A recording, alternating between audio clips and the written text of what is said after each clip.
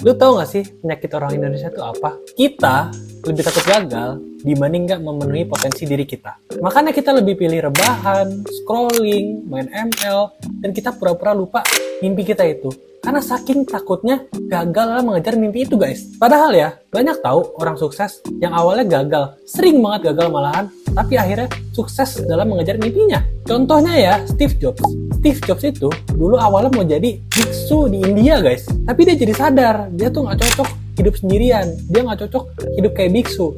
Dia tuh pengen buat sesuatu yang berguna bagi banyak orang. Akhirnya, dia bikin company bernama Apple dan ingin membuat komputer yang revolusioner. Tapi ironisnya, lu tahu nggak sih awalnya dia tuh dipecat dari Apple, perusahaan yang dia bentuk sendiri. Tuh, gagal lagi kan? Dan akhirnya dia mengubah mimpi dia lagi, yang awalnya mau buat komputer, jadi buat Pixar, studio animasi, guys. Dan setelah buat Pixar, dia jadi sadar nih, yang dia cari bukan cuma teknologi, tapi dia penasaran juga bagaimana cara menghubungkan teknologi dengan kisah dan kebutuhan orang. Dan akhirnya dia balik ke Apple dengan teknik marketingnya, dan juga storytellingnya, dan desainnya yang nggak pernah dilihat pada masanya, guys. Jadi ya mungkin aja lo nggak dapat mimpi yang lo inginkan selama ini. Lo akan jatuh, lo akan gagal, lo akan dipermalukan. Tapi ya nggak apa-apa.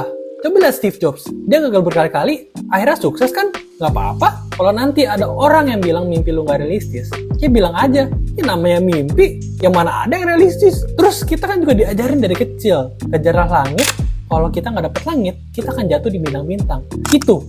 Itu mestinya filosofi negara kita. Yang menurut gue sekarang itu sistem pendidikan di Indonesia membuat orang itu takut gagal, guys. Padahal gagal itu bukan akhir, tapi hanya proses. Setuju nggak?